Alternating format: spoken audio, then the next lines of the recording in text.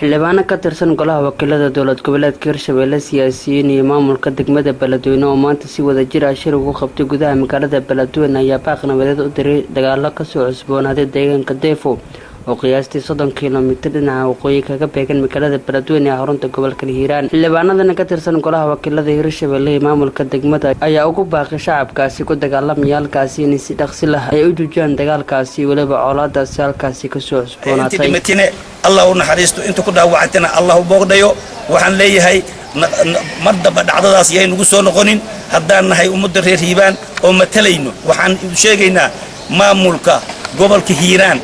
إن كقاضو تلا بأس كقاضو أنا عن قعان يهيل بأنكسينه هداك كحلبان أنا هاي هاد بان أوحى محي هاد وراء إن بلا معنى يسكت له ودقال كاسكت هاي أنا هاد أوحى أنت هو دماتي وعقنا هاد بدنا وما هيران dad badan ku dhamaaday dadkii ka dhamaaday ka bacdi arinta waa qabowday waa sida xilbaan ku sheegay alfinnatu naa'imatun la'anaha Allahu man ayqadaha fadna haday hurdaysa ninkii ka ciyo la'anaha Allah ku ilaahay waxaan ka codsanaynaa walaalaha oo hadda shalay dhibka ka geystay waxaan ka codsanaynaa sida islaamka qabo inay wax geysteen ay u jilcanaan meesha dhibaato ka dhacday meeshaas dagaal aan la filaynin ka dhacay dad baa la dilay dhimasho ayaa dhacday ilaahay waxaan ka rajaynaynaa in ilaahay biyo qabow ku shubo ummadan waxaan sheegaa inay maanta is xakamayso dhibaato way dhacdaa laakiin dhaxda la xirtaa waa la damiyaa tuulooyinka yani Deefo iyo Qabxanlow iyo wixii la mid ah waxaan baaq ku soo jeedinayaa aniga oo ah magacayga Axmed Cumar Gaabo oo loo yaqaan Sheekh Libi إن وحاس يعني عن كحنا هاي آدي شيء فحش أنا وياهي إلهي نرعى إن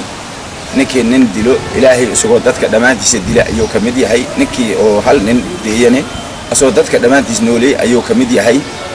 مركب حيابها سأيان تان عن كرئيس الناي يعني نن الدبي جري إن الدب أسوء عصبونا ذان تاس أيان أو كحنا هاي من أقولين مدة قبل كيدا شلكي شلكي داعي زون الديفو wiilasha masaakiinta oo jidkooda ayagoo beerahooda falanaya geeda gor ku jiro loo soo dhuuntay lagu dilay iyo kuwii dilay labaduba waa laba ku wada nool gobolka gaar ahaan degmada waxay maartay isku dili karaan iyo waxay isku haystaan ma muuqa karto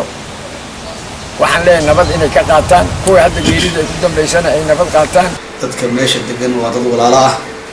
waa loo beelooda walaalo ah waxay isku dilayaan ayagana ma yaqaaniin annaga kala gudoomiyaha gobolka Hiiraan Yuusuf Axmed Hakar Dabakada ayaa ku baxay deegaankan ay xiisada ka taagan tahay Deefo iyadoo gudoomiyaha deegaankaasi uu gaaray sidii loo dejin lahaa dagaal beelaadkan in ka soo cusboonaaday deegaanka Deefo qiyaastii 30 kiiloomitir kaga beegan dhinaca waqooyi ee magaalada Beledweyne xarunta gobolka Hiiraan. Abdifataax Abdullaahi Yuusuf Abdifataax Xere Badacas 24 TV magaalada Beledweyne.